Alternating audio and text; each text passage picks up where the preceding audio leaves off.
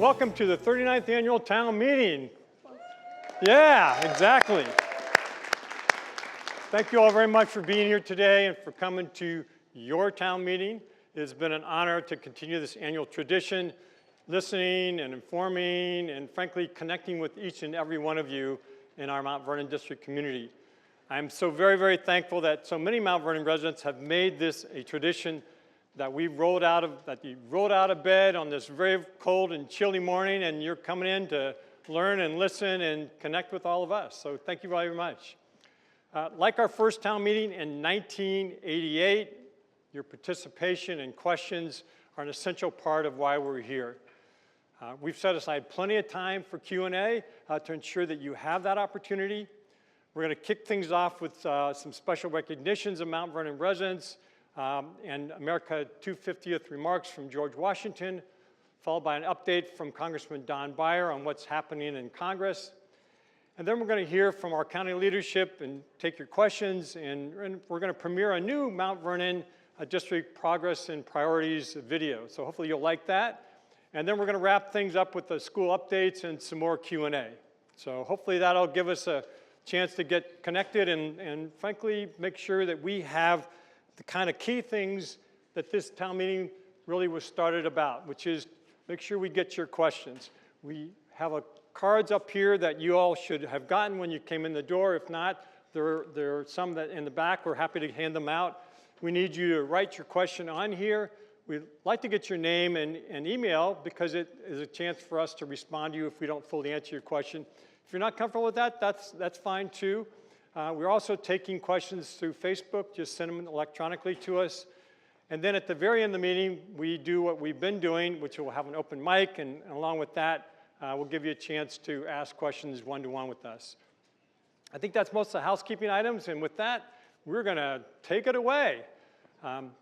As we prepare for the moment of silence, I'd like to recognize a large presence, frankly, that's missing from our town meeting. A town meeting that my dear friend and mentor, Jerry Highland, started 39 years ago. He began this wonderful tradition, and this has been a year since Jerry's passing.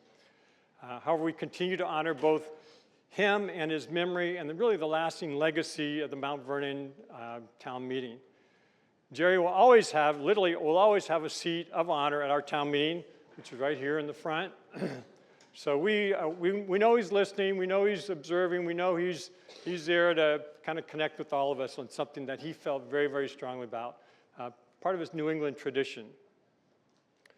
We also lost another Jerry this year, and truly a community champion for all of us, Congressman Jerry Connolly. He passed away peacefully on May 21st. Jerry, for those of you who knew him, was absolutely a constant presence at this meeting.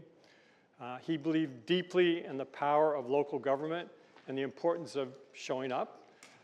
He also knows that you have to be a fierce advocate and you have to be a leader always if you're going to get things done. And on the Board of Supervisors, and later he carried that same passion, integrity, and frankly energy to Congress.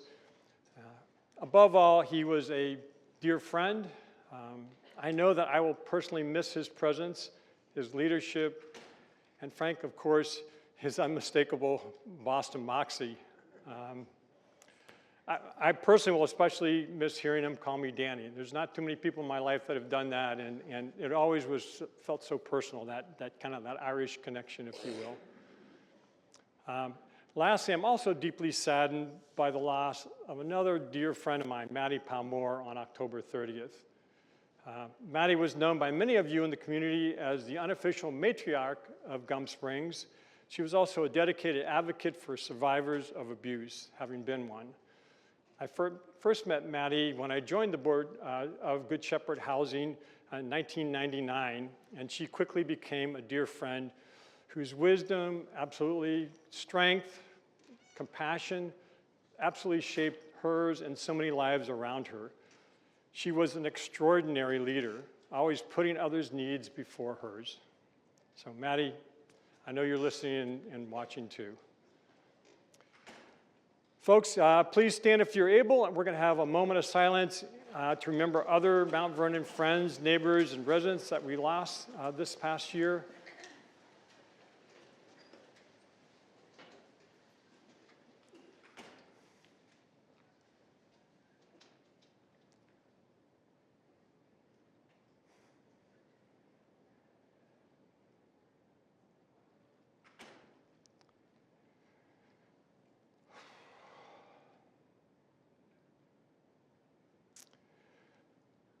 We're now going to welcome the Mount Vernon High School Marine Corps Junior ROTC Color Guard for the presentation of colors. Color guard, attention, carry colors. Ready, cut, forward, march. Hut, hut, Color guard, halt. Left turn, march.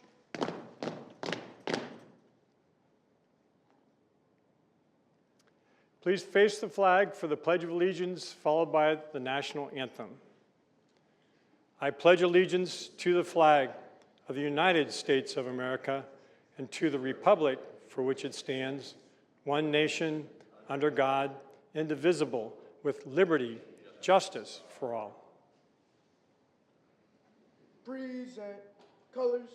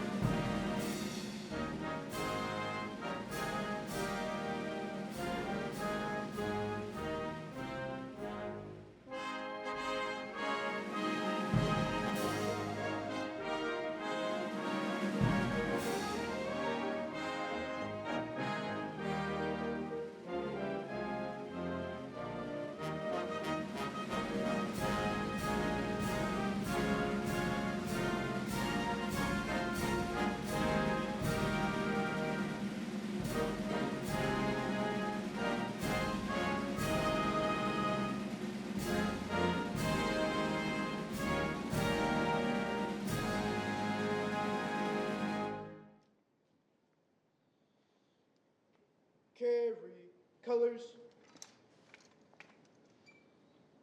Ready, cut. Right turn, march. Forward, march. hut, hut, hut, hut, hut.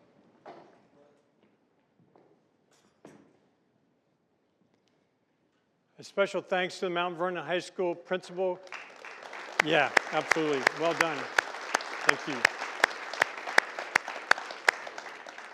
I want to give a special thanks to the Mount Vernon High School principal, Carrie Dimmick, Director of Student Services, Bryan Murphy, and their wonderful staff for supporting the event every year, and also to the Mount Vernon High School PTSO for hosting coffee and some wonderful Danish and rolls this morning. Additional thank you to our wonderful Marine Corps Junior ROTC Color Guard presenters were Matthew Melendez, Brian Darris, Dorian Espeleta, and Peyton Kaze, led by Major Melvin Birch Bynum and Alvin Naveau. Also have a few other thanks to make this morning. I want to thank our Channel 16 producer, Abi Senayoko, Ronnie Hassan, Potts Balsamo, Mike Bass, and the entire Channel 16 crew for their professionalism and the hundreds of hours that they've worked to put together this major production that you'll see today. An additional thank you today to our Mount Vernon High School technicians. Student technicians are Serena Aguilar-Reeves, Tyler Catastrano, and their theater teacher, Jess Shaw. Thank you all very much.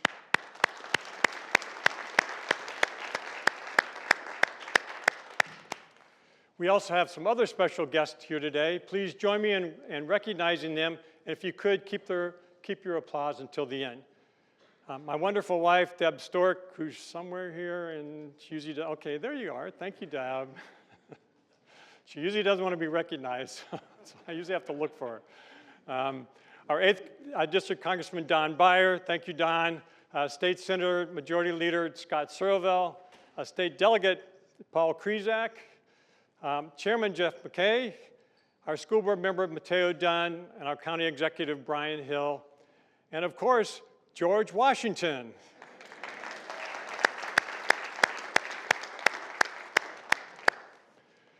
Next, I would like to take a moment to honor all the Mount Vernon District appointees to our boards, authorities, and commissions. So if they could each please stand, and we'll recognize them for their contributions in support of our community. Thank you very much. I see Linwood. I know there's a few others here. Thank you all very, very much. Thank you, Mark. We are very, very fortunate to have so many citizens give their time volunteering on behalf of about 50 boards, authorities, and commissions that we have. There's a list of all the Mount Vernon BAC representatives and the vacancies that we have in your bag. So we do need you to raise your hand as well to make a difference by representing our community. So please let us know. We'd welcome more of you to join us. As always, a big, big, big thank you always to our team, MVD, who has made this event happen. I'll start with Christine Morin, my Chief of Staff, Shirley Short, our super volunteer, and our retired firefighter, Peyton Smith, who's land use and development, Cassie Donahay's communications, Diego Rodriguez Cabrera, who does health, housing, human services, and parks.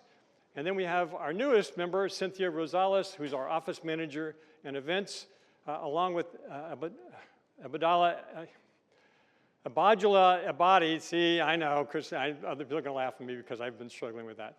But Abadala is here, Abadi. He just started with us about a month ago. He's doing trails in the environment. So all of you, please recognize this amazing team I have, this amazing team MVD, which really makes a difference for all of us. Thank you.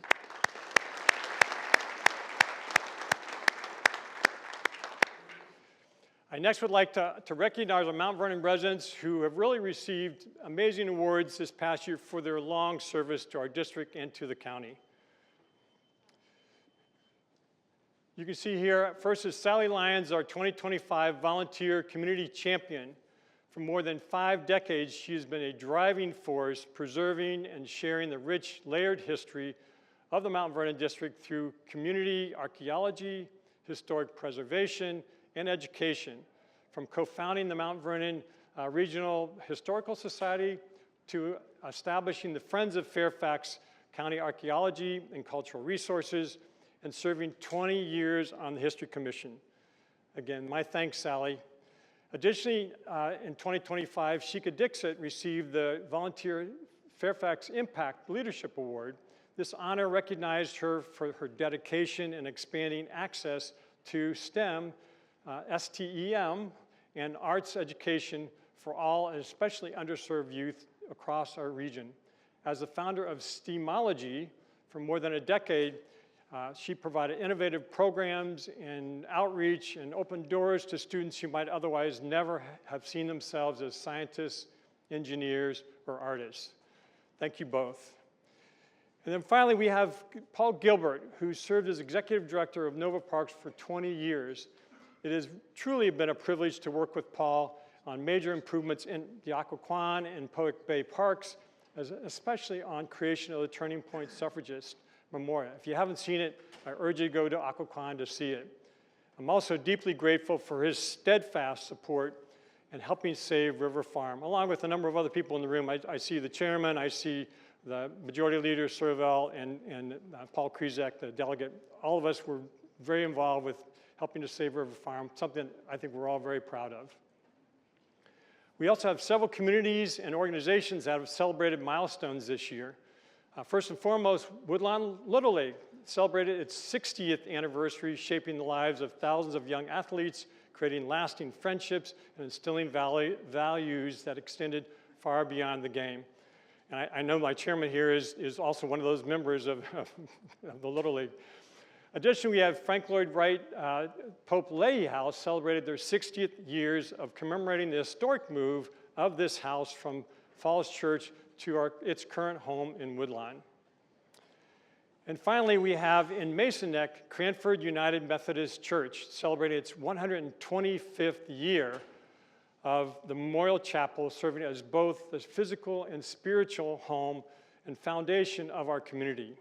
Let's give them all a great big round of applause. Thank you.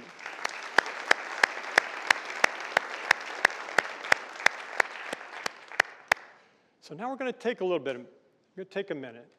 I want you to close your eyes for a minute and just imagine that you are standing in a world on the brink of transformation, a world where the idea of revolution and independence is taking shape and the future of a new nation is emerging. 250 years ago, we were there. And here's General Washington to tell us a little bit about that time. Sir, welcome.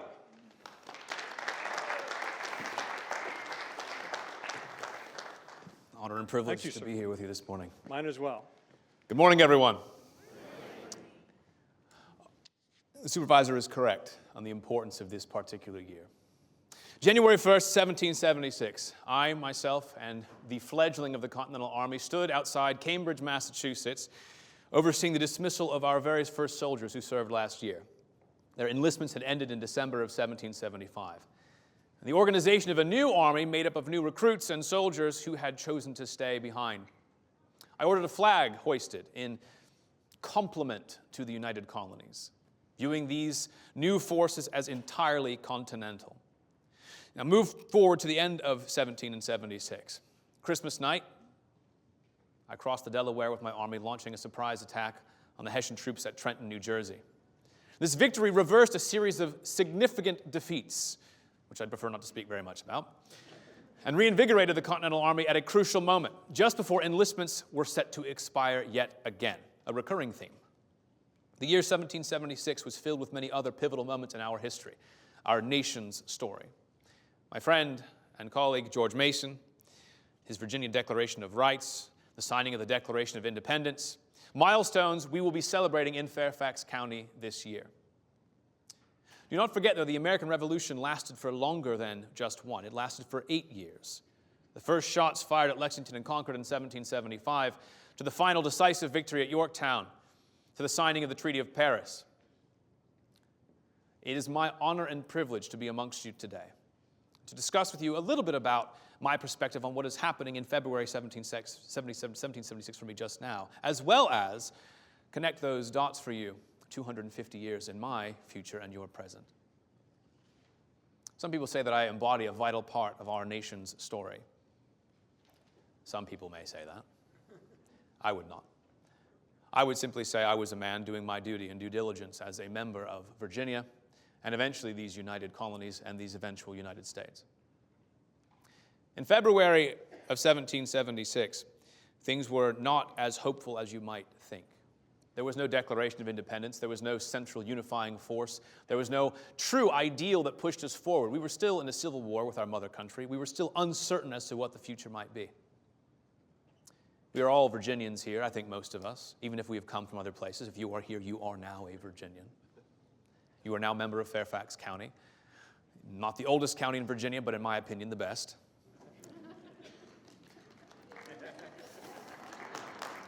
I've learned a few things in my time in politics. Yeah, thank you. Speak fondly of the place you live, and they like it very, very much. But this was not the case across these colonies. The men from Virginia did not get along very well with the men from Massachusetts. The men from Massachusetts did not like the men from New York at all. The men from New York did not get along with the Vermonters, and everyone hated the Pennsylvanians. These tensions that existed in our early army were not just conceptual, they were actual. They had been grounded in disunity and tension. We always saw ourselves as separate countries under the auspices and control of the British Empire. We had nothing to do with one another except occasional commerce and trade. Religion was different. Ideology, cultural practices, our views on class and societal structure, our views on slavery, all of these things were different in many cases. And this army that we were forming, formerly mostly of New England, exclusively of New England, now would have men from the different colonies coming together to move in common cause. Can you imagine Massachusetts men submitting to the control and rule of a general from Virginia? Neither could they. Violence broke out in camps, fights back and forth with each other. All the while, the British Army was less than 250 yards away. 2,000 or so yards away. 250 is too close. That tension was a thing that we had to overcome. We had to move past this idea of being Virginians or Massachusetts men and form to this idea of being Americans. And that is what this year, 1776, truly was about. And that is what this year means for all of us now, for you, 250 years later. This idea that we have stepped away from what we once were and become something different, unified in common cause. Though we may disagree with each other, that is to be expected. But at the end of the day, we all are part of something greater than ourselves. Imperfect though it was, and still perhaps is, but that is the idea of this country, founded in this year, this declaration that will be coming very soon. The Army paved the way to allow for the opportunity for a declaration. The Declaration paved the way for a formation and system of government. A government by the people, for the people. We, the people. A government enshrined by this very simple concept, to create a more perfect union. More perfect, mind you. Not yet perfect, but moving ever slowly towards that concept of perfection. Through whom? Through generals in the field? Through men who serve in government? Not truly.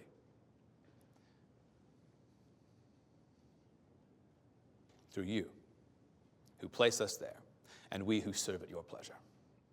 That is what this year is for. It is not for me, for I will step down from my post as general eventually, gladly. I will also yield that office that might be coming in a few years, which I did not really wish to have to begin with, that of president. This year belongs to you. Do not forget that. It's been my pleasure, Supervisor Stork. I will yield the stage to a very competent hand, I think. Thank you, General. Thank you very much.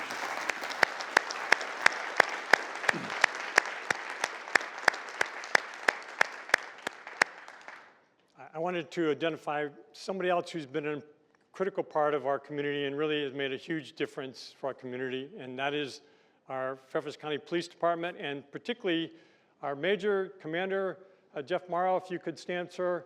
And I know your Assistant Commander next to you is Ali Safari. Captain, thank you very much. They've been a huge part of this, and particularly the last few days, we've really, as usual, we've had things come up, and we have the Buddhist March for Peace, which is occurring, so we've spent a lot of time, particularly the last few days, organizing and coordinating some of those activities, and we know that that's why we are the safest jurisdiction of our size in the country, is because of our police force, and particularly the leadership that we have here locally and throughout the county. So thank you again, Major Morrow. I'd like for you also now to please join me in welcoming Congressman Don Beyer. As our voice in Washington, Congressman Beyer is a steadfast partner to the Mount Vernon District for decades, closely working with us on projects and priorities, and frankly, helping us to reduce things that are irritants to all of us, like airplane noise, and sometimes the GW Parkway and what's happening or not happening there, but obviously it's a lot broader than that. He's been a trusted friend of all of us, and I'm thrilled that he's here to share updates from Capitol Hill. Thank you. Thank you. Good morning. These are most troubling times in our American history, and that demands that our Mount Vernon community be ever more robust and engaged, brave and compassionate than ever before. But first, Dan, thank you for 39 years of doing this. I really appreciate you're keeping up the tradition. You're doing everything you can 7 days a week to keep Mount Vernon robust and compassionate. Thank you. And I feel a little strange that for years I followed Jerry Connolly to this podium, and I do miss him. He was different personalities, he and I, but we've been friends for 44 years before we lost him, and I really miss him on the Hill too. We still talk about him often. I do want to say, though, that James Walkinshaw is a wonderful member of Congress. Very, very intelligent. He got trained under Jeff McKay on the county board. Outspoken, not outspoken in a different way from Jerry, but a very good colleague. We're lucky to have him. And for me, among the most important people in this room was Noah Simon, wherever Noah is. Noah is the district chief for our little constituent service office. So we did 3,400 cases last year. So if you need help with your IRS refund, immigration problems, Social Security, virtually anything, please call us. And if we don't have the right answer, we know how to get to Bryan and Jeff McKay, or Dan, or Scott and Paul. We have the connections, and even when I'm in the minority, which is sometimes frustrating, it's really very fulfilling to be able to help you on the specific needs that you have. Three concerns dominate my thoughts and actions: our governance, our economy, and our community. And sadly, our president has spent the last year taking a wrecking ball to our laws and traditions, things that we thought were sacred. Hundreds of thousands of federal employees and contractors, predominantly here in Fairfax County, Northern Virginia, who lost their jobs or had their contracts terminated, attempting to destroy the independence of the Federal Reserve, blocking all new solar and wind projects to try to make fossil fuel production profitable again, and then alienating countries who have been our closest allies all of our lives: Mexico, Canada, the European Union, South Korea this week. And then extraordinary financial corruption, where it seems like every action they take makes somebody in the Trump family wealthier than they were yesterday. And then the call to federalize our federal elections this last year. Every day someone will call me and worried that they may have already voted in their last free and fair election. And this winter, we watched in horror as masked, anonymous, heavily armed ICE and CBP agents have terrorized and even murdered American citizens and unauthorized immigrants. More than 170 American citizens have been taken into custody, sometimes for days at a time. And then, almost seems small in retrospect, there's the Kennedy Center, the U.S. Institute of Peace, and the destruction of the East Wing.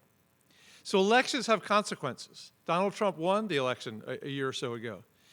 But we must fix that mistake by electing the best people, Democrats and Republicans, to take back our democracy. And I feel we have already started in Virginia. Second, I worry a great deal about our economy. I serve on the Ways and Means Committee. I chaired the Joint Economic Committee. And yes, we can be proud of the highest stock market ever. But remember, this is built on about 10 tech stocks, including NVIDIA. And the ratio of stock prices to their underlying value is the highest it's ever been in our history. It's dangerous. And in the meantime, despite the despised tariffs, we've lost 70,000 manufacturing jobs since Liberation Day in April. Consumer confidence in January dropped to the lowest level since 2014. The share of U.S. GDP that actually goes to workers in the forms of wages is the lowest it's been in 75 years.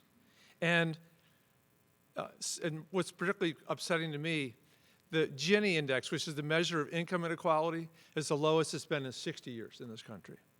We have a lot farther to go to try to make this an economy that works for everyone, not just the very wealthiest among us. Fascinating statistic, the top 10% of Americans by income spent 50% of the consumer spending last year. So the other 90% did the other 50%. So many are doing well, and many more are not. But then, let me try to end on a happy note. There's community, because you are our Savior, and by taking care of each other, here in Mount Vernon, we have good schools, we have great governance, we have families who help each other, and we continue to do everything we can to make this better. My little team, we've been working hard on the safety on the GW Parkway. I have a bill I'm excited about that will return all the funds for tickets that are done on the Parkway back to the Parkway itself, to make sure that whether it's getting the trees and the bushes done, or the bump get out of the Parkway, or we hope to get the money next year for the repaving. I'm really thrilled that later this month, the National Park Service in charge of the Parkway will release the results of their study on making the intersections at Bellhaven Road and Bellevue Boulevard with the Parkway. They'll announce that. Hopefully it'll be a big step forward. We got, just this week, we secured $850,000 in the federal budget for Fairfax County for the Opportunity Youth Re-Engagement Center, which is in the old Mount Vernon High School. That'll be a central, accessible, collaborative hub for disconnected youth in the 16 to 24 age range. And in Congress, I'm doing everything I can to stand up for our displaced federal employees and contractors. And we're working hard on lowering health costs, prescription drug costs, defending civil rights, and overall just trying to reestablish the core values that have made Virginia and America so strong. But what inspires me the most is working with so many of you. Here in Mount Vernon, you've done such a terrific job of supporting each other. Our food banks, for example, they're serving 50% more than they did during COVID at the highest point ever. It was over on Route 1 a couple of weeks ago, a line that started at 7:30 in the morning and only stopped at 1:15 because we ran out of food. But every person we talked to had a smile and a sense of thanksgiving, whether they were volunteers or whether they were picking up food. Just the work that you've done here to protect the immigrants, I really, really respect. Your refusal to be silent in the face of injustice. Scott Serville, Paul Krizek rolled out the new congressional maps this week.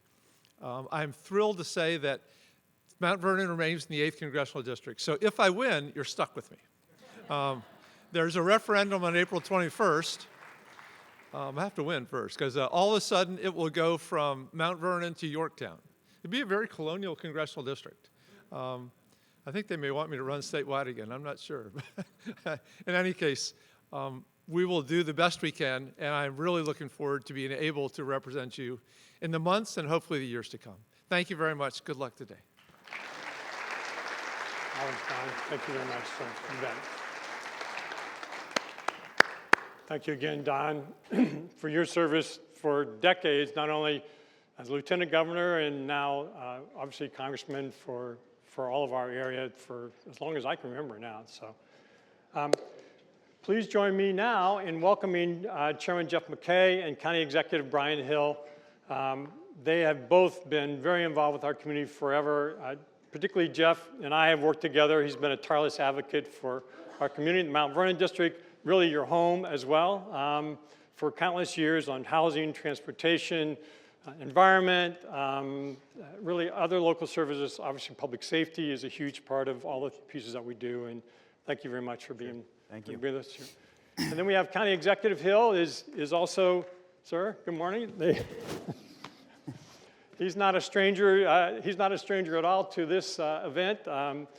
He first joined us about 9 years ago with his mom, because his mom wanted to make sure he was doing a good job, right? Is that that's the right? She was here. She's watching now. And she's watching now, and your family, which was really, and you. I don't even know you'd been to work for a day or two, but pretty much this was one of the first things you did, and that was really, to me, indicative of his commitment to our community and making sure that frankly, we were a key part of his agenda, a key part of how he wanted to move Fairfax County forward. And I, again, very much appreciate it on my part. So with that, Chairman McKay, you have a few things you want to share with us? Yeah, sure. First, good morning, everyone. It's great to be here. As Supervisor Stork mentioned, this is home for me. For those of you that I don't know personally, I was raised and grew up in the Route 1 corridor, went to our schools here, and so this is very familiar territory for me. My parents, who are now in their mid-80s, thankfully still with us, live in the Mount Vernon district, and so I spent a lot of time in this end of the county. And as I've said to folks here before, in my lifetime, this is really the first time we've had a chairman of the County Board of Supervisors from South County. And so for me, that is particularly relevant, and frankly, one of the reasons I ran for office in the first place was to make sure that there was an equitable distribution of assets in the county and that we were taking care of all corners of the county and making sure that the needs of all corners of the county are being met. And in partnership with Supervisor Stork, we have really not only said those things, but done those things. If you look at some of the things that have happened in Mount Vernon District, and certainly some transformation things that are coming, the Route 1 corridor, when the project to widen, improve, and put in the BRT system on the Route 1 corridor is completed, the transformation that I think a lot of people had hoped for many, many decades will finally happen. And this is a once-in-a-lifetime opportunity, an investment of over $1 billion in this part of the county. And I have voted now, I think I was told 24 times at the Northern Virginia Transportation Authority to add money to this project. And so this is a really important thing, not only to improve pedestrian safety on the highway, but also to deal with the environmental issues that we've seen along the highway with stormwater management, tree canopy, some of the other walkable and bikeable components that really need major improvement on the highway. And so very happy with that. Certainly some of the investments that we've made in improving county facilities in this end of the county. The Lorton Center, community center that was opened not long ago is a huge highlight for that part of the county. And in that area, there were not really things for our young people to do. And transforming that library and making sure that the youth were taken care of in that part of the county was huge. And so as we look at the budget, we're always looking for opportunities to invest in this part of the county. I will also say that, because of my familiarity with it, Dan and I are always collaborating on new things that we can be making sure happen here to make sure that this part of the county is a key economic engine for Fairfax. And so there's a lot of talk in Fairfax about the western end of the county and Tysons and Reston. Those areas need to be strong economies. We know that. It's important for the county's tax base, but it's also really important that other parts of the county are also playing a significant role in economic development. And I believe that this end of the county is seeing that. Not only do I serve on the county board, I also serve on the Inova Health Systems board, and I am elated and excited that we're getting a full-service hospital in the Franconia-Springfield area that will help support Mount Vernon Hospital and the healthcare network that is so critical to this end of the county. Last, I want to mention that, and all of you know this, that every person in Fairfax County is represented by two people on the county board, their district supervisor here in Mount Vernon District, Supervisor Stork, and the chairman of the board.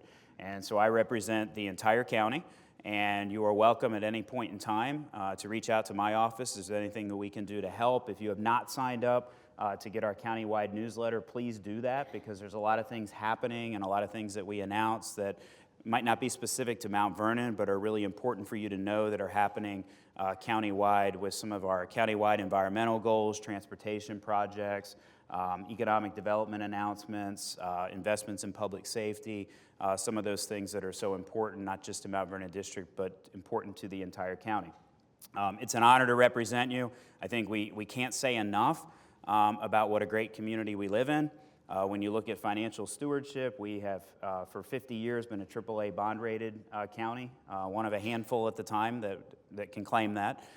We have good financial stewards in our Office of Management and Budget. We balance our budget every year, which is difficult, and certainly that is always a challenge for us to find the middle road between affordability in the county, which is increasingly difficult for too many people, but also providing the first-rate services that people in our county recognize and expect. Dan mentioned this earlier, and I can't say this enough. Due to the work of our police department and our community, Fairfax County is the safest jurisdiction of its size in the United States of America. In the United States of America.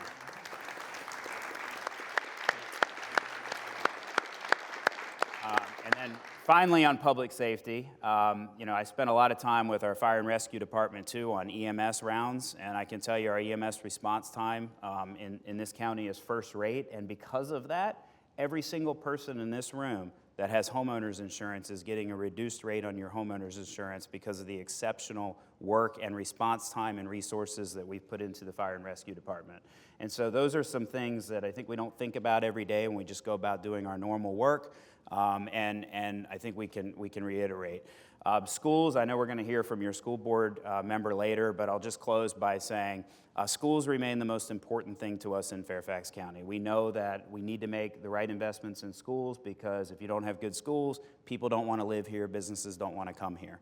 But we also know there's a strain in how you pay for schools, and that's a difficult balance to meet. But I can tell you as someone who went to Fairfax County Public Schools, and a lot of other people I'm sure in this auditorium did as well, they exceed expectations in about every measure, and our teachers are doing incredible work every single day in the classroom. And if you don't have a strong school system, you don't have a strong community. And so that's always on my mind as we enter budget season and work through some difficult economic challenges while making sure that we protect the core values and core services that make this county a great place to live. And so I know my time is up, but I look forward to answering some of the questions today. Thank you very much, Jeff. And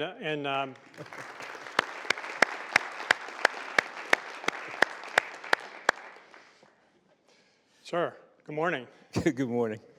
As we were talking about earlier, we've worked together for a long time, and at least in this kind of a job, in this kind of a situation, this is remarkable. And I think that's a key part of that is we have a team that's been, I think, effective and gotten things done, and we have a county staff that continues to, in my mind, get even more professional. So can you talk a little bit about that? And then what I know maybe the number one question people have is, what's the budget going to look like, and what do you see are the key questions or concerns? Well, good morning. Good morning, everyone. I just have to say, this has been one of the highlights of my career, is to be the Fairfax County executive. I want to thank the two gentlemen to my right who hired me. They came in, they embraced me, they allowed me to grow up a little bit. Coming from a small community like James City County, 90,000 people to 1.1 million. Many people didn't think I would be here 2 weeks. 8+ years later, I just want to say thank you to both of you for your support. We talked about Mount Vernon District, and I'm going to use a different moniker for the Mount Vernon District. I'm going to start calling it money-earning Mount Vernon. And the reason why I'm going to start to say that is the BRT, a $1 billion enterprise, $1 billion of infrastructure that we're putting into the Mount Vernon District to allow us to have access, and access to all, which is key. That's a part of our One Fairfax strategy, is access and equity for all. That infrastructure is key to becoming a better place and a better place for us all to live. I also have to say, picture behind us says the words, workhouse.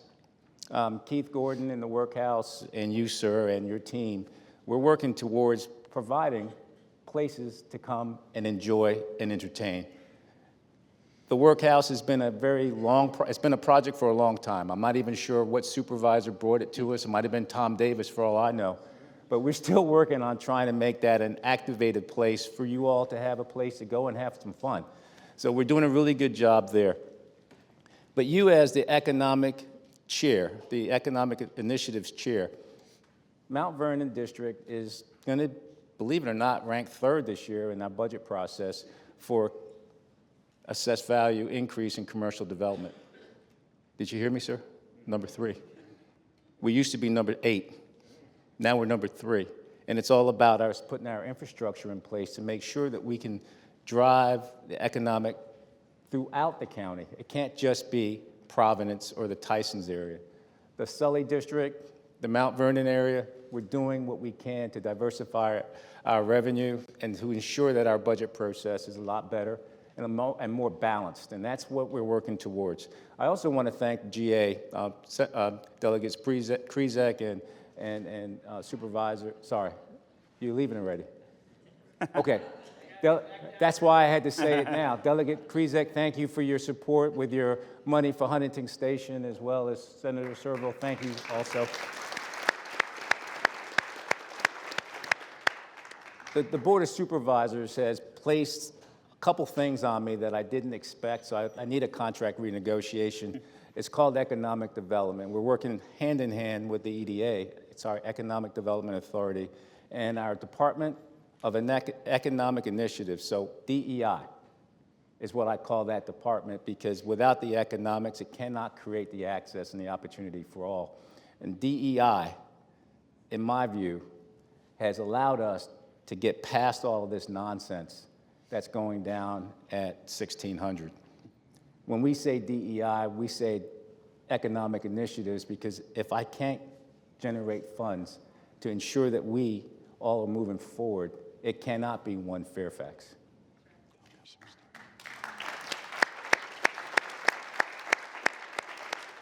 Thank you, Bryan. The county-wide strategic plan is moving forward. It would operationalize the One Fairfax. And I just want to say thank you to everybody here, but especially to Bunnyman Brewing. We're going to have a pizza place on site, on campus, within the next 6 months. So Supervisor Stork, thank you for all your support. Thank you, sir. Thank you very much. We're going to, as you all know from past experience, we're going to increase the number of questions and really ways that we can respond to your questions, concerns, which is really the core purpose of the town meeting. We're going to use these cards, and we have a number of them so far. If you haven't written one, please do.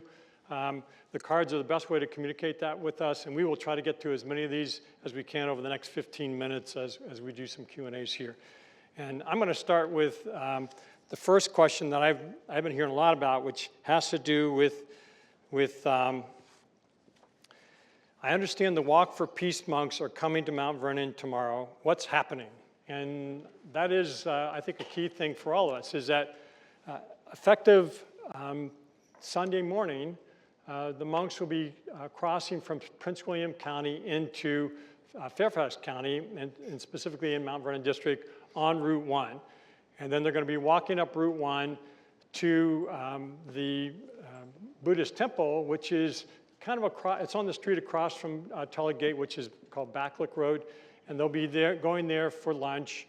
And then they will then be walking, if you will, up Richmond Highway from about 1 or 2 o'clock on in the afternoon till they get to their destination, which is off of Sherwood Hall Road. They'll be going, one of the churches in the area has graciously agreed to host them for the evening, Mount Vernon Presbyterian Church on Sherwood Hall Lane. So we are, and obviously the pastor, the Reverend, and the community and the congregation there is, I think, truly wants to share the sense of peace that we all have, and really the core of what they're trying to do.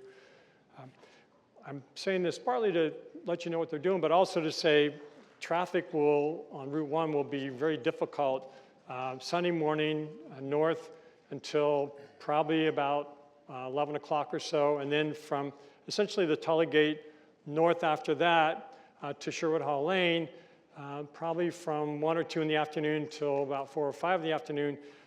Route 1 north during parts of that will be shut down. So my advice is encourage your friends and neighbors either to come and really welcome the monks. That would be a wonderful way of greeting and sharing the peace of the world that I think we all want us to find and share, but also a way of acknowledging what has been happening all through their route since they first started in Texas. They had over 8,000 folks in Richmond that honored and recognized them, and I'm confident they'll get an equally good recognition here, although it's going to be very cold. We understand that. So it's more of an FYI on that. So thank you. The next item I had, I'll do another one, and then Chairman McKay, if you could do a couple. The Kennedy shelter is overrun. Please talk about why the PennDOS shelter hasn't started construction yet and the timeline. A couple things with that is, yes, the Kennedy shelter, and I also have to give a shout out to Rising Hope, who's also been hosting a hypothermia shelter, which means that they just operate during the winter months. But those shelters for the past essentially 2 weeks have been filled. Why are they filled? Because the weather has been very difficult, very cold, and then you all remember 2 weeks ago, we had major snowstorms, sleet, and ice storms.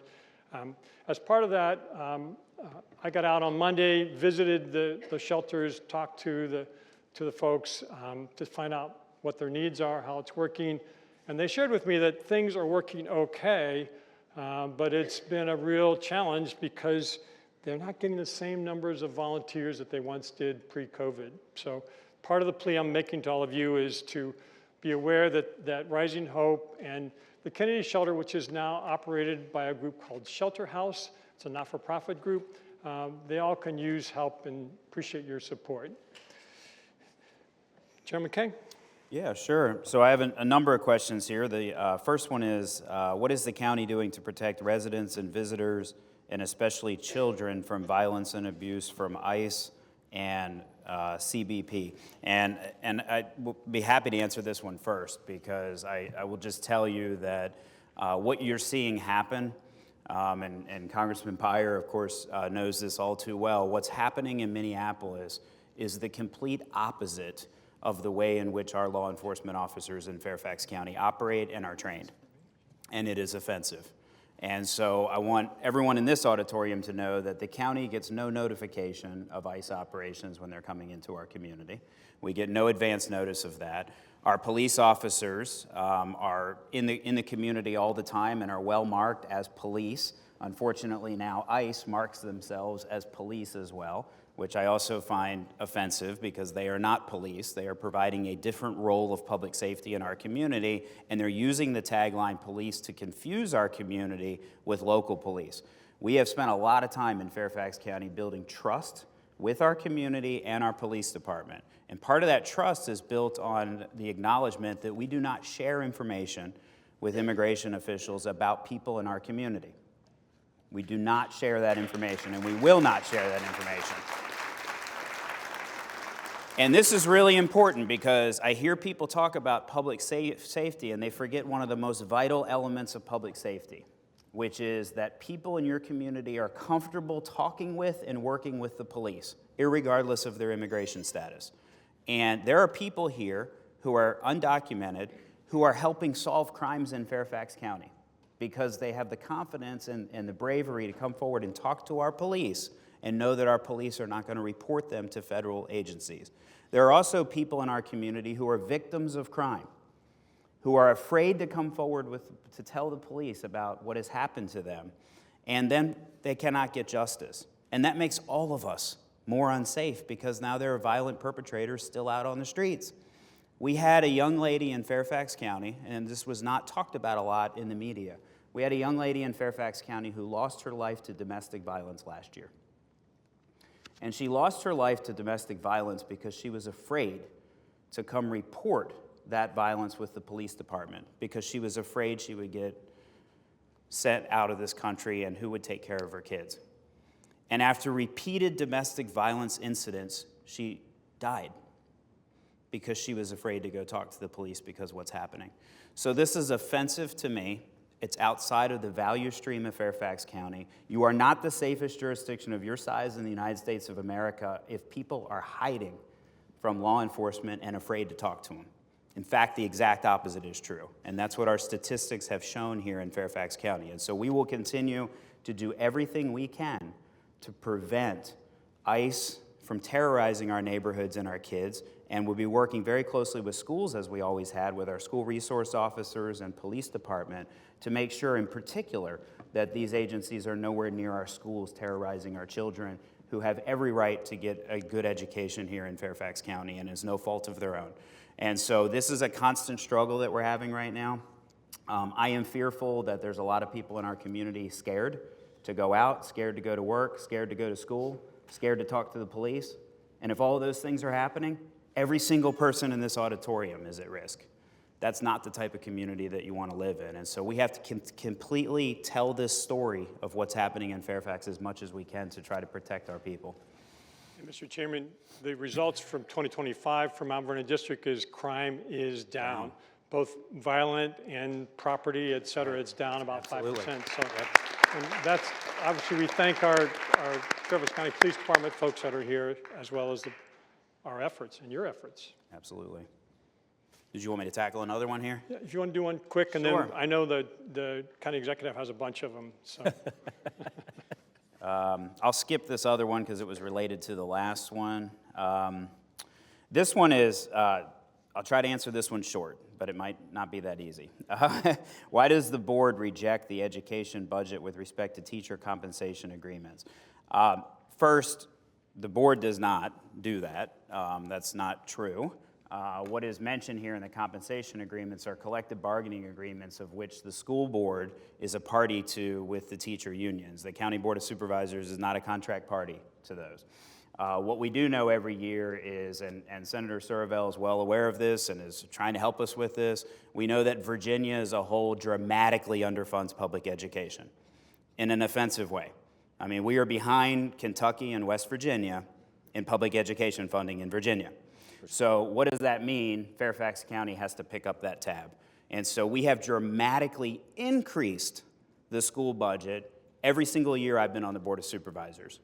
And in fact, the last 2 years by some of the highest percentages in Fairfax County history. The problem is that the compensation needs of the employees in the school system, which we all would like to meet, exceed the available revenue that comes into the county to be able to afford that. If Virginia funded public education at the national average, Fairfax County would get $560 million more dollars a year. $560 million more dollars a year. Normally, the gap in what the school has requested and what the county board approves is far less than $100 million a year. So if we were at the national average, funding education in Virginia, everyone in this room, schools would be fully funded, and all of you would be looking at a 10 to 15 cent reduction in your real estate tax rate. Which is thousands of dollars to them. And so the fundamental problem is we are 42% of the state's GDP in Northern Virginia. Fairfax County sends a mountain of cash to Richmond, and we get about half of that back. And so therein lies the beginning point of the challenges with the school budget. And so we know that real estate taxes in Fairfax County are very high. And we know that the real estate taxes are high because we're making up the school budget that we need to have a good school system in Fairfax County. And so this becomes a balance every year in our budget process of how much can we support the schools, which is well over 50% of our budget, without undermining the other services in the county that make this a good place to live, like public safety, environmental protection, libraries, recreation centers, and parks, all the other things that we have to fund.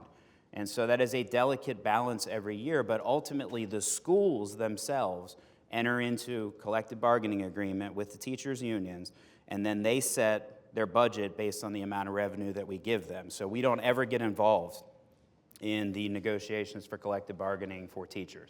We do with our Fairfax County employees, but we do not with our teachers. And so it is a difficult challenge every year to strike this balance.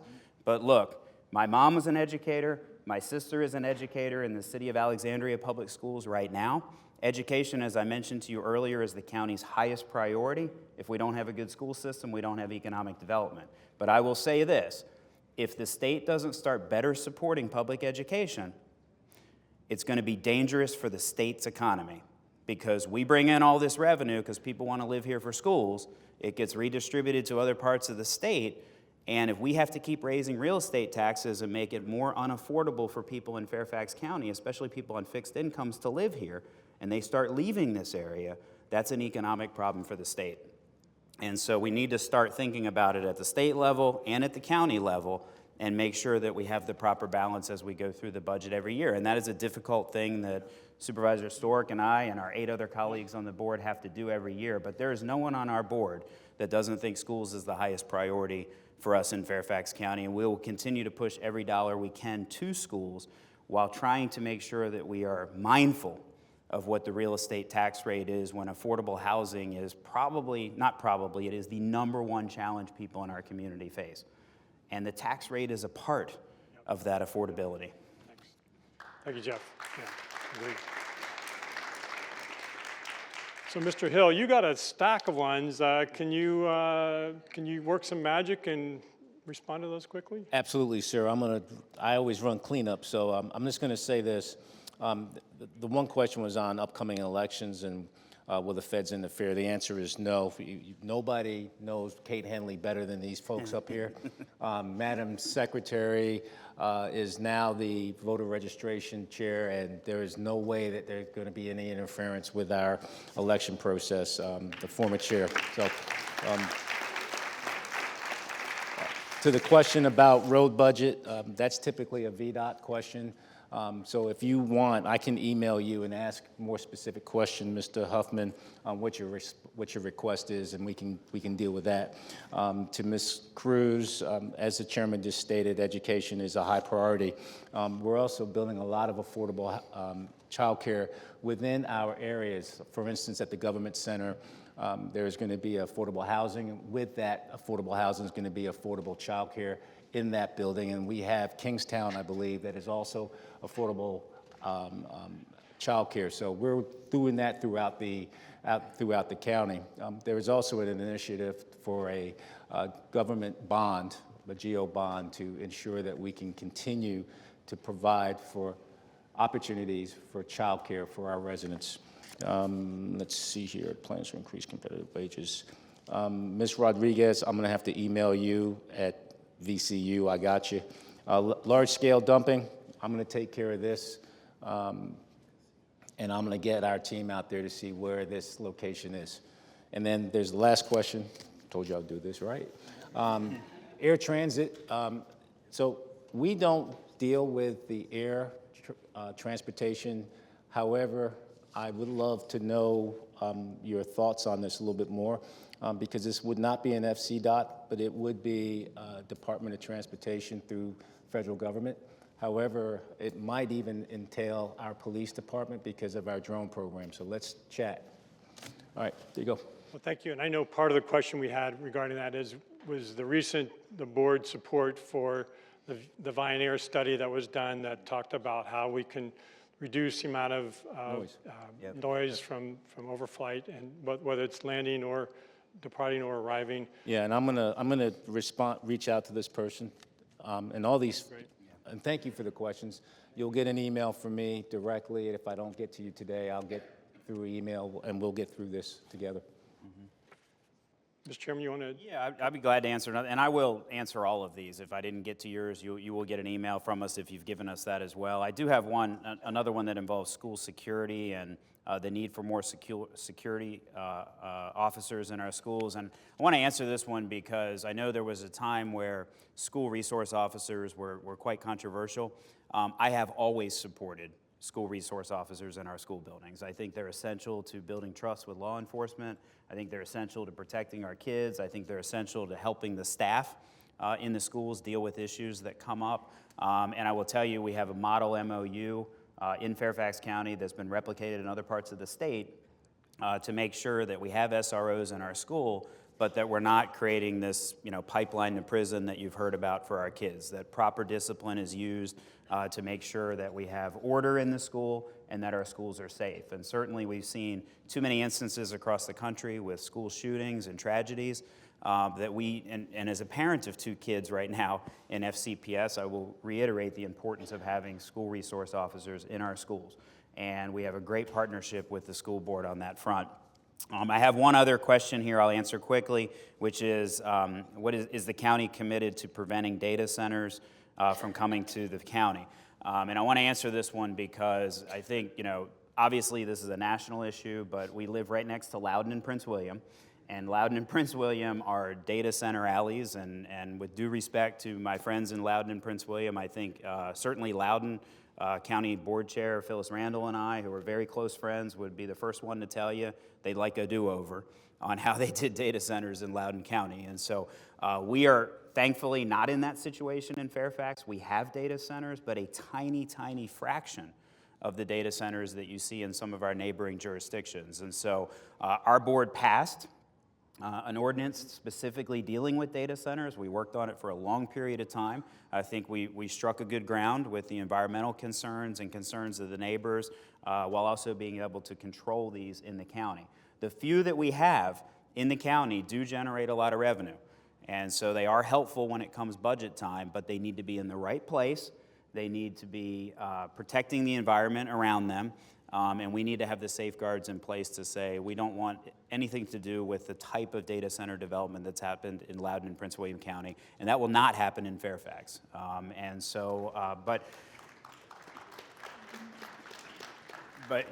will also say that moving forward, and the county executive and I have talked a lot about this and have talked to people in industry about how, if these data centers are going to be built, whether it's in Fairfax County or not, there have to be better ways to do these that are less intrusive. Because the reality is everybody needs the data centers, everyone who's carrying a cell phone, but there certainly are ways through technology and other innovations that these can be built in a much, much more friendly, environmentally friendly arena and can protect the neighborhoods around them. And so we're nowhere near like Prince William or Loudoun. We will not ever be like that, and I think we can all be grateful for that moving forward. But this is something we're going to carefully watch in the county and can continue to make sure that we have the best environmental standards that you can possibly put in place to regulate these.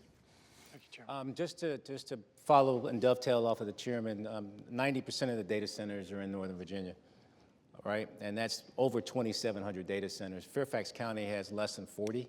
of those data centers, and we strategically place them throughout the county where it does not impact as many residents as other counties. Before I close, I want to say hello to Stuart Holt, Visit Fairfax, thank you for being here.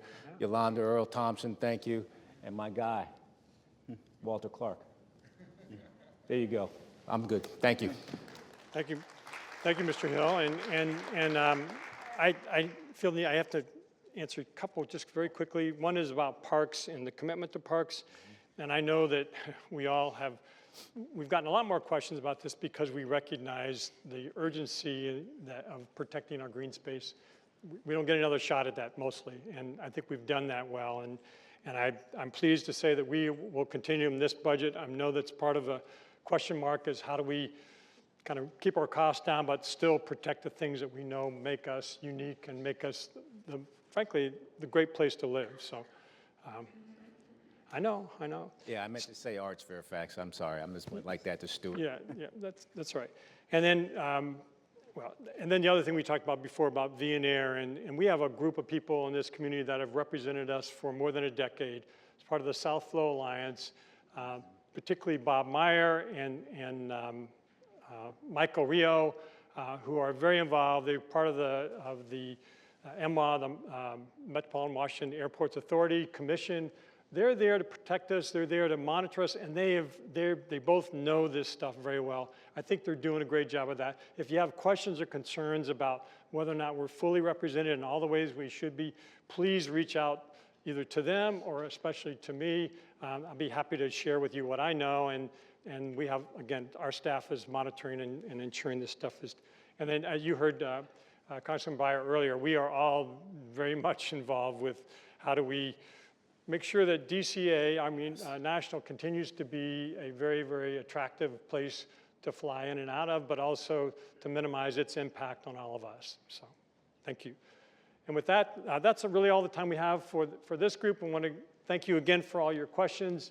I know there were some that weren't answered today. We are going to respond back to you on those. And if we had your email address, your name, you'll definitely hear more from us. And we're going to have another Q&A session with Mateo Dunne and on schools, and then we'll have a final closing session for anybody who wants to be part of that. So thank you all very much. Thank you. Put it back, you know that. You know, my mic's on, so that's what you wanted people to hear that, right? No, I did not. I'm the best supervisor. That's what you said, right? No, sir. No. Yes, I did.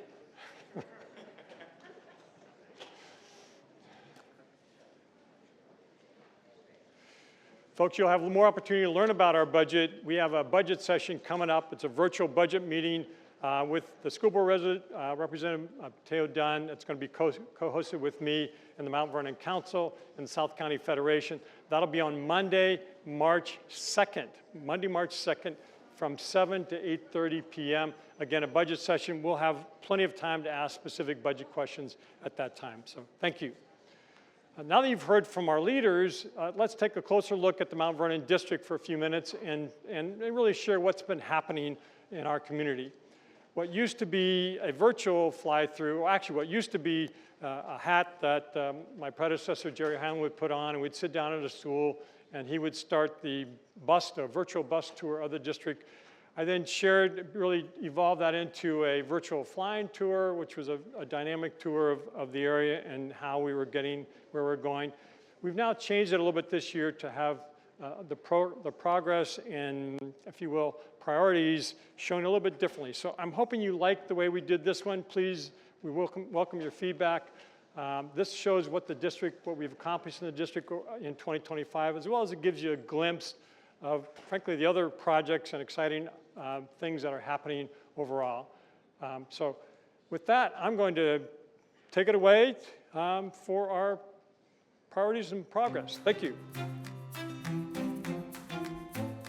Every community has a story shaped by its history, its people, and the places that connect them. Our nation's story began right here in the Mount Vernon District when George Washington left his beloved home to answer the call to serve as Commander-in-Chief of the Continental Army. 250 years later, we're still stepping up and making great changes for the betterment of our community. from how we move through our neighborhoods to the places where we gather and grow and connect. The Mount Vernon District continues to evolve in meaningful ways. Over the past year, we've made important progress together, driven by strong partnerships, community input, and a shared vision for what this district can be. In 2025, we made thousands of new connections with you through events, community meetings, and working with residents to address local issues. This year, we also launched a brand new event, Solarpalooza, on our Mount Vernon Governmental Center campus, where thousands of you joined us to enjoy free food and games and animals, live music, vendors, and so much more. Before school started up again, we hosted our third annual Back to School Community Day at the Lorton Community Center and Library, where we gave out 1,400 filled student backpacks.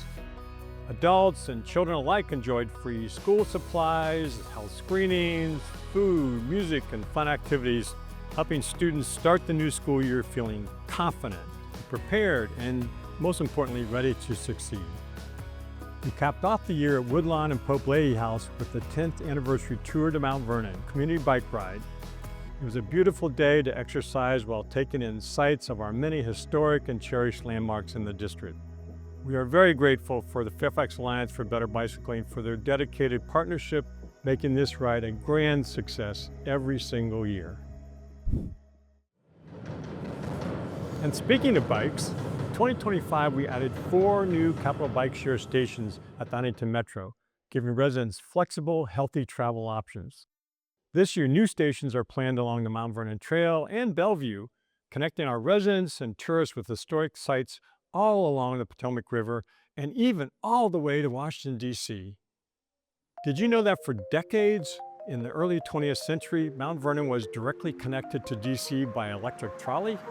Today, we're carrying that legacy forward with the One, the Richmond Highway Bus Rapid Transit System. This modern, high-capacity transit will strengthen connectivity along the corridor, and this year, you will start to see some of the utility relocations as we prepare for this project.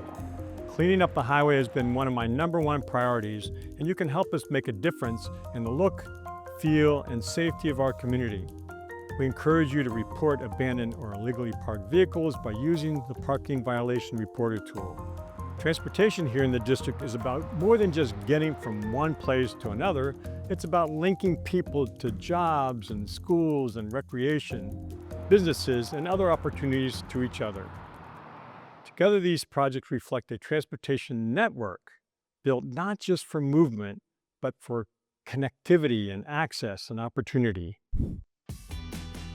Among many other things last year, we reopened the Mount Vernon Rec Center with new amenities for all ages, a 2-story fitness center, a second ice rink, a brand new climbing wall. These upgrades created opportunities for all residents to stay active and connected. A very big thank you to the Park Authority, especially Jay Cole, our new Mount Vernon Rec Center staff, Linwood Gorham, Capital Projects, and the community for helping us make this renovation extremely successful. As a fun piece of history, this first rink right here was the reason the rec center opened to begin with. It was made possible by the persistent work of former Mount Vernon District Supervisor Warren Sykens in the late 1970s. I'm also very thankful to longtime Mount Vernon District resident and former Park Authority board member Glenn Fatzinger for his effort in helping to secure approval for the original ice rink.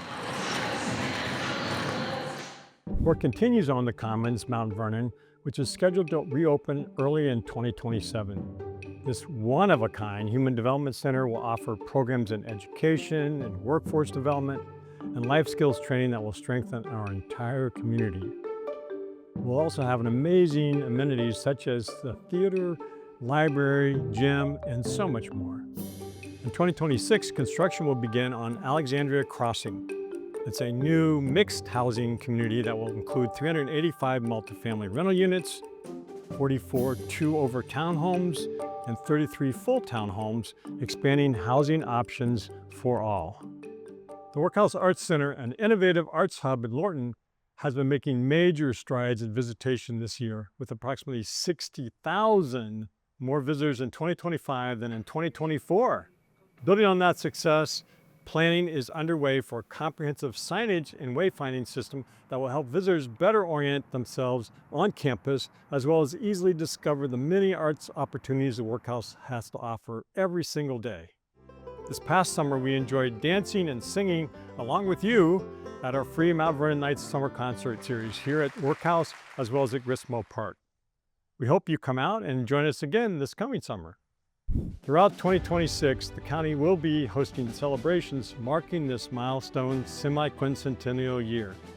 Be sure to stop by our office and pick up your Virginia 250th passport, as well as explore historic sites across our community and the Commonwealth for a chance to win prizes. Our district has several historic locations that are important to our nation's story. In May, we kicked off our 250th celebrations at the Mount Vernon Estate with reenactments, demonstrations, and a special appearance by President George Washington, leading us to walk with him to the Continental Congress. Nearby, the National Museum of the United States Army offers free daily admissions and invites visitors to explore more than 250 years of Army history, including rare Revolutionary War artifacts and immersive exhibits. The Gum Springs Museum and Cultural Center offers a powerful look into the history of Gum Springs, the oldest African American community in Fairfax County.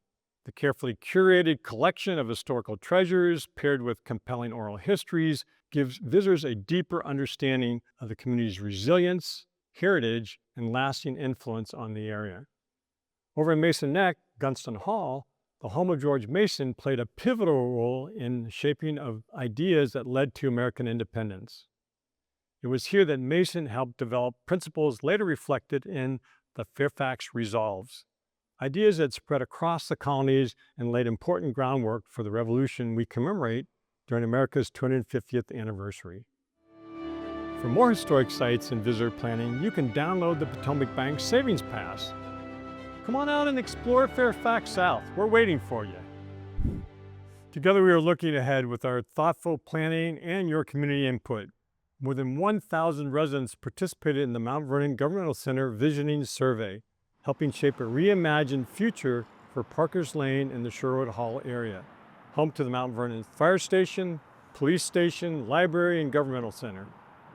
In Lorton, we are wrapping up nearly a decades-long effort to envision the future of Lorton with our Lorton Visioning 2040, where we really work to understand how Lorton residents move through and use their community so we could plan for the future properly. At the Lorton Community Center, we are combining sustainability with smart growth by adding rooftop solar panels this summer. You can stay informed on these and so many other topics by signing up for our Mount Vernon newsletter at fairfaxcounty.gov/Mount Vernon. The progress of this past year reflects the strength of our Mount Vernon community. Neighbors connecting with neighbors, families enjoying our parks and historic sites, and residents sharing their voices to help shape what comes next. Thank you to our residents and community partners for your ideas, engagement, and continued commitment. Team MVD works tirelessly behind the scenes, addressing your individual concerns and making sure things happen for this community every single day. I very much appreciate their hard work and commitment. With the continued dedication of residents and partners, the district is poised for thoughtful growth and new opportunities, ensuring that every Mount Vernon neighbor and resident, community and business can reach their full potential. Together, these efforts make the Mount Vernon district the best place for us to live, learn, work, and of course, play.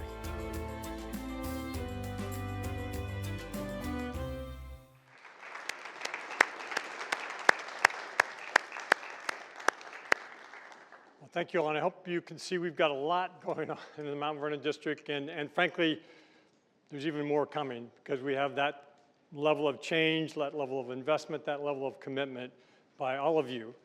This gave a good snapshot, I hope, of kind of what those items are, but I also invite you to join us for the many community events throughout the year.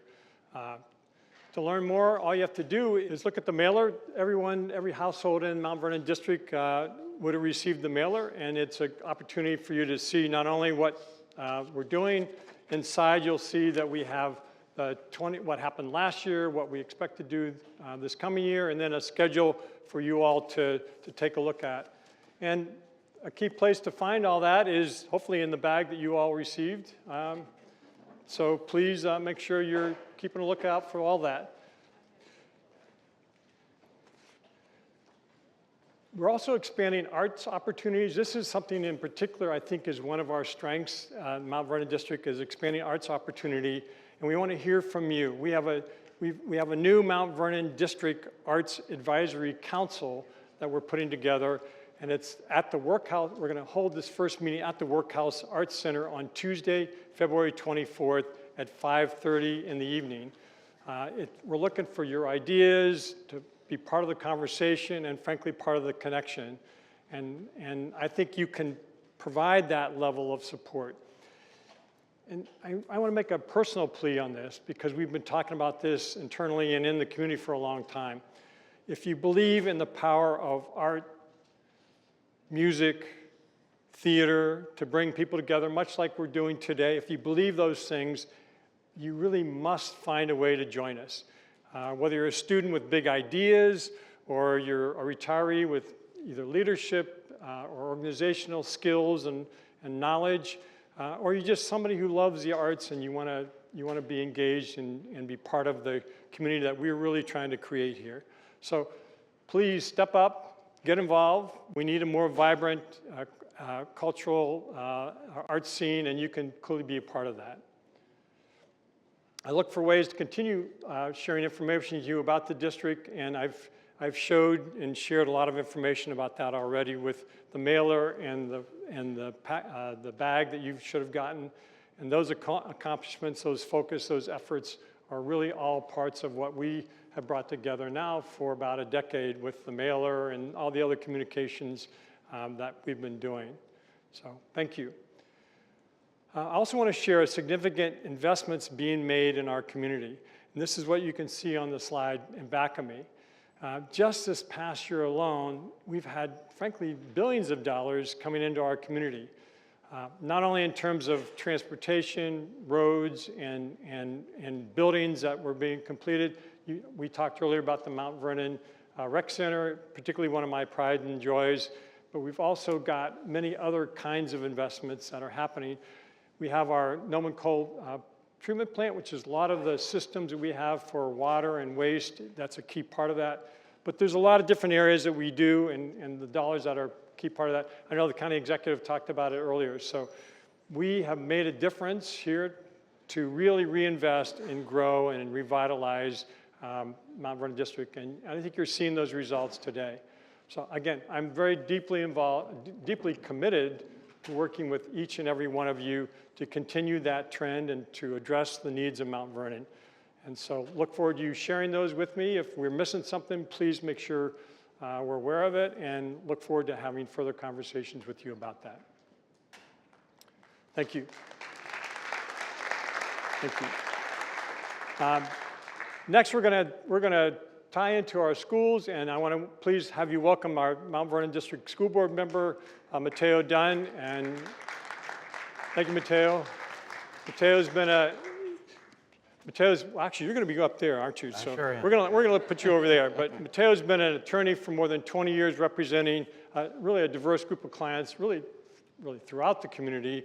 But also, was vice president of the Stratford Landing Civic Association, the Fairfax County Council of PTAs. He's been a huge advocate for our students for over a decade, and I appreciate your leadership and your advocacy, and frankly, the huge amount of time, energy, and effort it takes to do your job and do it well. So thank you, Mateo. Thank you. Appreciate it. Thank you, Dan. Thank you so much. It's great to be able to present here today. I have more slides than I have time, so I want to make sure to be able to get to your questions. So I'm going to start with the school boundary review. First time we did school boundaries in 40 years. We're now at the conclusion of that process. 18 months started in July of 2024. Just some kind of quick overview of where we ended up. We really started focusing on attendance islands, which are neighborhoods that are geographically disconnected from the main area around a school. And we started with 22, we ended with 22. Now we did eliminate 3, including some locally here in the Mount Vernon district I'll get to in a minute. But we also created 3 new ones. We have 42 split feeders in the county right now. Next year, we'll reduce that by 6. Split feeders are when you have an elementary school feeding 2 different middle schools, or a middle school feeding 2 or more different high schools. We really wanted to maintain student cohorts together. We wanted to reduce the amount of time kids spend on buses and create more schools that are walkable and bikeable. But we really had fairly modest achievements. We also failed to achieve significant gains in reducing overcrowding, addressing schools that are under-enrolled, and something I'm passionate about, getting kids out of modulars and trailers. We have 823 classrooms in modulars and trailers, and I think we'll be less than a handful will be addressed through this school boundary review. We also have a huge gap between what we need in terms of funding for school renovation, construction, maintenance, and our actual resources. And so we have a 42-year renovation school, 42-year renovation cycle for our schools, and we really need to be about half that, 20 to 25 years. So there's a lot of issues to address that, unfortunately, this boundary review was not as successful as I had hoped.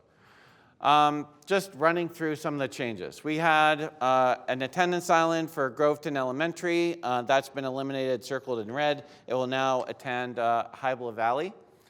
We had an attendance island for Fort Hunt Elementary. Every day, those kids were bused past 3 or 4 elementary schools for 40 years to attend Fort Hunt when they're walking distance to Mount Vernon Woods. That's a good thing that did come out of this boundary review. We're also helping to reduce overcrowding at Riverside.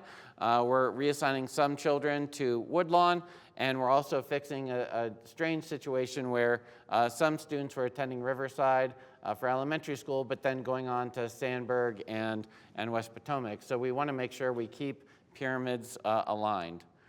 We're also considering, and this is a subject of study, it's no change yet, but a possible relocation of the AAP Center from Riverside, which is overcrowded, to Woodley Hills, which is just down the street. AAP, yes. Oh, sorry, Advanced Academic Program. So it's for students who are what used to be called the Gifted and Talented Program. We're also resolving an attendance island that was off base from Fort Belvoir. We had some students who lived off base when they had a medical emergency. Their parents were not able to get on base because their parents might have had some criminal history and were not able to access the base. Those parents also were not able to participate in parent-teacher conferences or school events. So those families have now been reassigned to Washington Mill, which is the closest elementary school, and we'll keep them in the Mount Vernon Pyramid. We will be doing a comprehensive study of the school boundaries and pyramid alignment for several schools, Gunston Elementary, Holly Elementary, Lorton Station Elementary, and Laurel Hill. This originally came out of a focus on addressing the Holly Elementary attendance island, which you see circled in red, which is along Route 1. But there are a lot of larger issues that need to be addressed in a more comprehensive manner. We do expect a recommendation to be delivered to the school board a year from now to address some of those issues. We also found through this boundary review that Lewis High School is under-enrolled, and that needs to be addressed.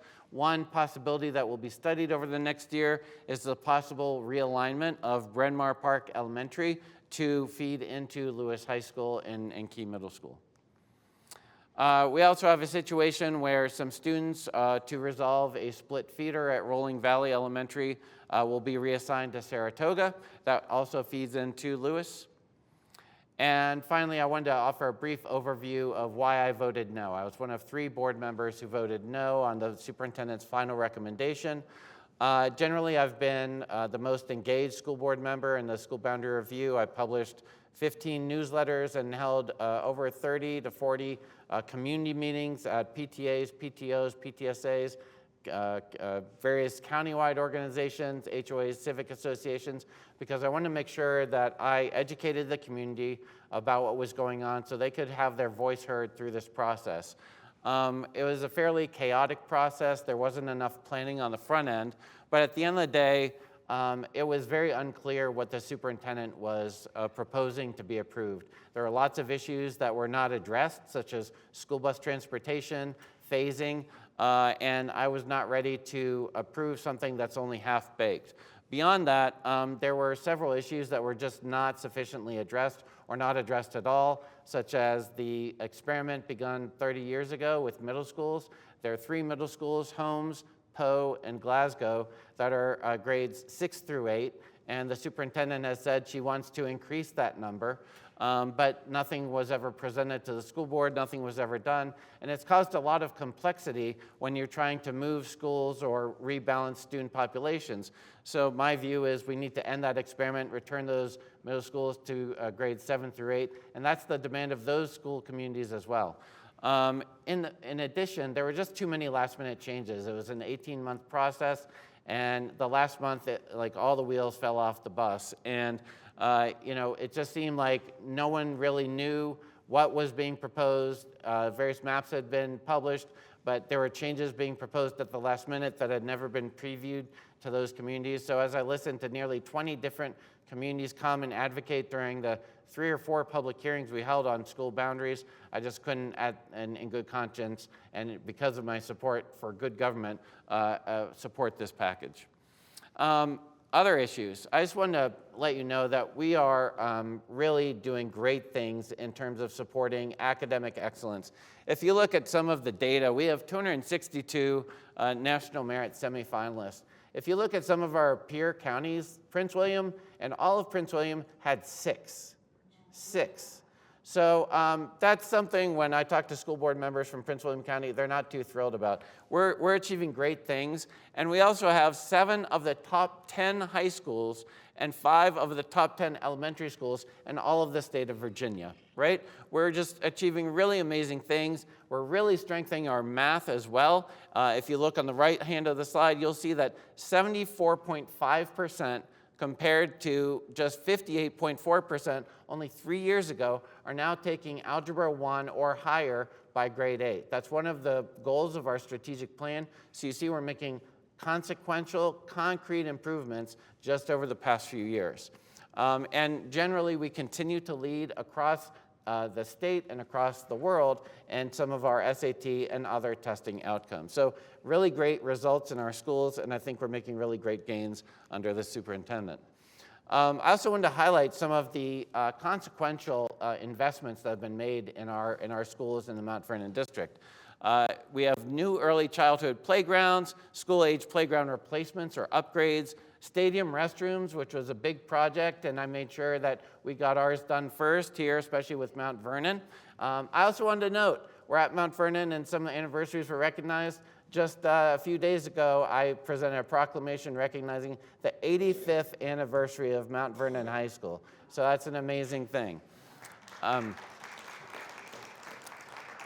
also want to highlight some solar projects on Newington Forest, Silverbrook, and Waynwood. That's something I'm very strongly committed to, making sure that our schools are sustainably designed so that they're net zero on carbon emissions or similar. And finally, on budget, I think the county and the schools are working together very well on budget. Generally, we do need to make sure our schools continue to be fully funded, and that's a combination of state and county. And it is somewhat uncertain what federal funding will be going forward, but we need to continue working to make sure that our schools, which are the foundation of our local quality of life and our economy, receive all the support, especially to make sure that teacher pay, which is so important to ensuring that we are able to attract and retain the best educators and staff, is the highest in our region, because to be the best schools really relies on teacher quality, and we need to make sure that we're providing, especially at a time of unaffordability across so many measures, that we're providing our educators and staff the compensation and the benefits they need to be able to continue to reside and benefit from the quality of life here in Fairfax County. So with that, I do want to just encourage you to zap that QR code, subscribe to my newsletter. I put a lot of time and thought to try to make sure that you are all aware of what's going on and my views, but you're also welcome to reach out to me anytime, mountvernon@fcps.edu.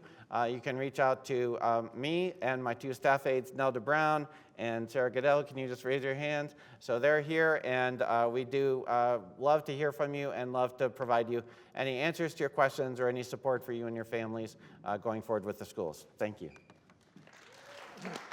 Thank you, Mateo. We're now going to take many of the audience questions. We have cards already that I think you've gotten a number of them already, and there's probably a few for me. Okay. And again, just remind folks, if you have a question, please put it on the card. It is the best way for us to answer it either now. We'll get through as many as we can. If not, we will answer them later. And at the end of the meeting, we will have another session of Q&A. And at that point in time, if you want to grab a mic and state your question personally, then we'll welcome that as well. So, Mateo, I'm going to let you start because I think you had a chance to look at a couple of these and maybe can share with us what your responses are. So there's one question from Ms. Chavez about students at Mount Vernon only having access to after-school buses for 1 day a week. That's something I'll need to look into. I made sure that we got an amazing principal, Carrie Dimmick, here at Mount Vernon, and so I'll have to research that and get back to you on that issue. The next question is about using vans to transport students, especially academy students. I think that's something that I wanted to highlight. I think FCPS has improved some of its publicity marketing around the amazing academies that exist at different schools, the amazing career and technical education classes, but there's more that needs to be done because many of our private schools, they'll publish glossy brochures. If Mount Vernon and other high schools in the Mount Vernon district had glossy brochures, half of it would be devoted to the programming that's unique, where you can get certifications and training and everything from HVAC and cosmetology to becoming an airline mechanic or becoming a nurse or a firefighter. So there's some really amazing programming that we don't highlight enough and needs to be published more about. Finally, there's a question about how can we make sure that, for development along Route 1, that we're prioritizing local residents for potential jobs. I know that during the reductions in force by the federal government, I've tried to publicize through my newsletter and otherwise the many opportunities that exist to become employed by FCPS. There's still many job openings available, so I do encourage you to seek out the opportunities. We need everything from janitors to educators, and I think we do provide a good compensation and benefits package. So I do encourage you to apply, and I'll be looking into this more to see what we can do to make sure that local residents are aware of the opportunities and are able to get employed by FCPS. Thank you, Mateo. This is the last question I have, so if there's any others, please go ahead and bring them up, and because this will be we need to finish up this section and move forward. This question is one that we actually had earlier and discussed earlier. Robert is asking through Facebook, what is being done to increase state support for FCPS? Wouldn't more support from state to would allow or eliminate or reduce taxes in the food tax? And that's probably a combination really for both of us. I know you'll probably want to address it too. Again, the Chairman McKay talked about this earlier. We recognize that and you all, if you interact with me, you know that we've done a recent study. UVA identified that of the state support that we get, whether it's direct dollars or services or staffing, we get about 50 cents back on the dollar of what we send to Richmond, and mostly that's through the form of income tax dollars. So it's the major source of funding for pretty much all government services. Those income tax dollars, we don't see any of those dollars directly here. They all go to the state, and then the state then reallocates those dollars. So the advocacy is how do we really, particularly education has been a key part of that. How do we get additional education dollars?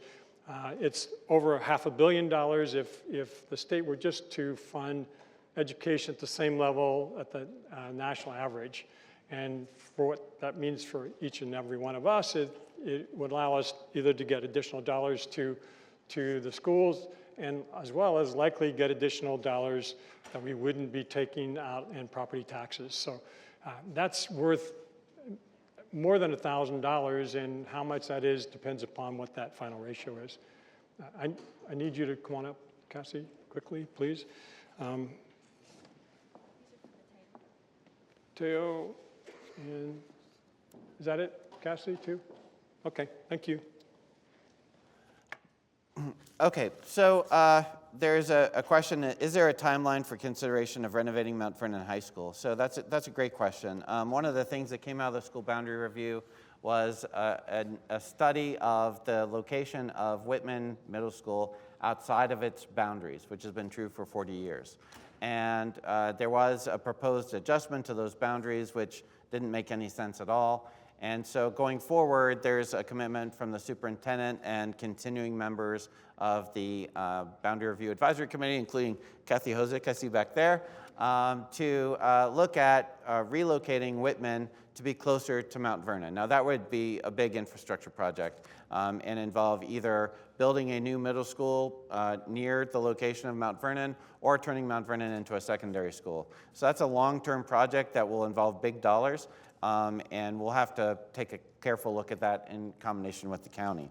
The next question is, does the school board intend to address the dislocation of the student population of Whitman? Yeah, so that's the question I just addressed. And then finally, has eliminating attendance islands made the surrounding schools more racially segregated? I don't think the attendance islands necessarily made any schools more segregated. I think what we generally tried to go for in this boundary review is more neighborhood schools, right? And so if you look at, for example, the Fort Hunt attendance island, my children attended Fort Hunt. The students who are coming from the Creekside neighborhood on the other side of Route 1 for 40 years were taken away from their neighborhood and bus past 3 or 4 elementary schools every day of the week. And if they missed the one bus each day, then they missed the whole day of school, which increased chronic absenteeism and deprived those children of a quality education, which is guaranteed by the state constitution. Moreover, their families, their parents, were deprived of the opportunity to have equitable engagement with their school and participate in school events. Those parents don't necessarily have personally owned vehicles. They don't have transportation security, so they can't necessarily get to parent-teacher conferences. They can't necessarily participate in school events, and those children can't necessarily participate in after-school events. So really, I think it's highly inequitable for those children to be forced simply to help increase the enrollment at Fort Hunt. Now they can walk and bike to school. They can attend the same school as their neighbors, and I think that results in better academic outcomes. Almost every study done by academics will tell you.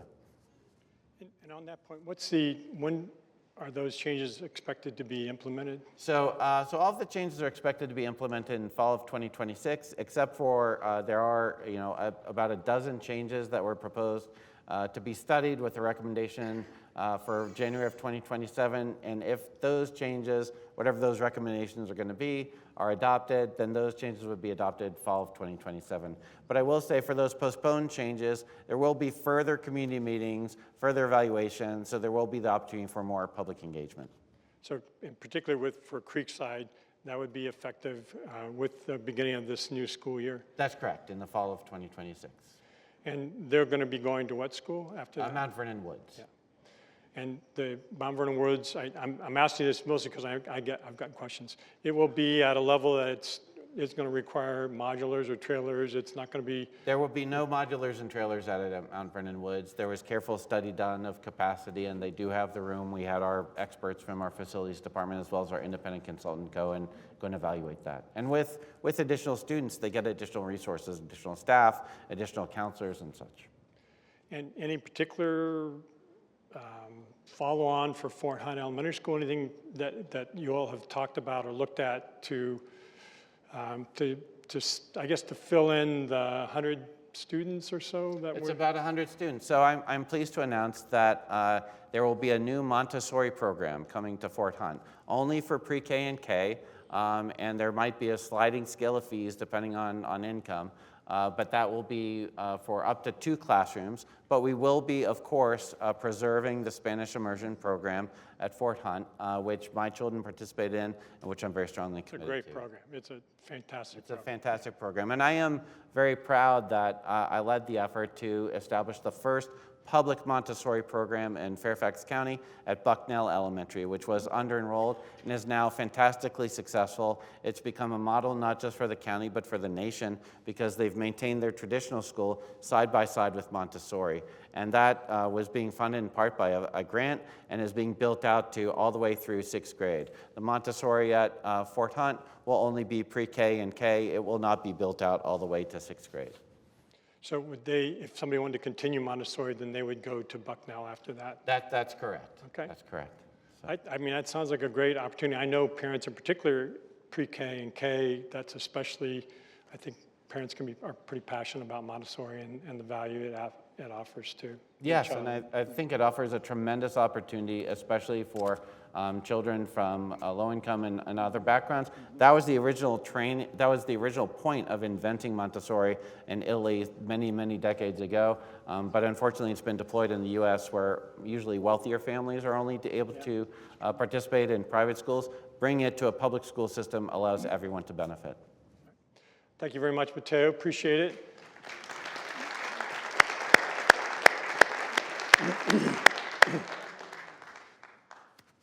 Well, and here to wrap up this portion of the program, particularly wanted to welcome back President George Washington, our first president, Mount Vernon's favorite son, of course, and a symbol of the courage and vision that we think represents all of us, and particularly the integrity. I think, for me personally, I think that's the most important part of what you represent. So thank you again for joining us today and helping us to honor not only the Semiquincentennial and the 250th and celebrate our community and reflect on the spirit of frankly, not only America, but also the spirit of Mount Vernon and Fairfax County. So thank you again, sir, for your involvement with us today. For those of you with more questions, we'll be wrapping up the broadcast portion shortly, and then the microphones will be open for anyone who wants to stay and share and keep the conversation going. I did show earlier the bag that hopefully you all have had a chance to get, has full of information that you're going to want to take a look at, along with the mailer that you should have gotten at your house. So please take care and either get one today. If you weren't in today, then you can come to our office and pick up a goodie bag there.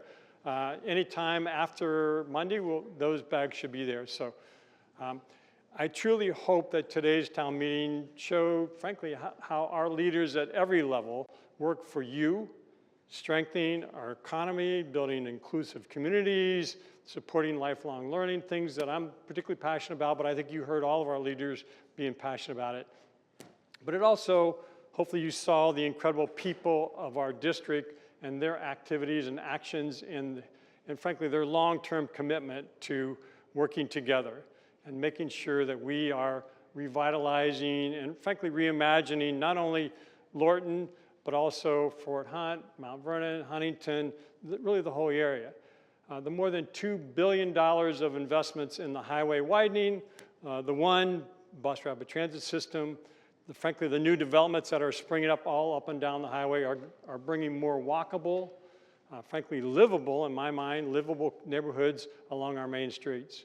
And as I have said, hopefully you all have heard me many times before, we are deeply focused on leaving no one behind. We know sometimes when these kind of developments happen, folks who don't have as much money or have other needs may feel like they're being pushed aside.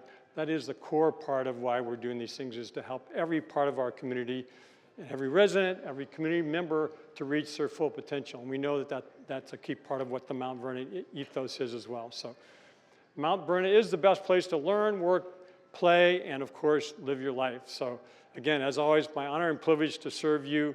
This concludes the 39th annual Mount Vernon District Town Meeting. Thank you all very, very much for being here with me today. Thank you. Thank you.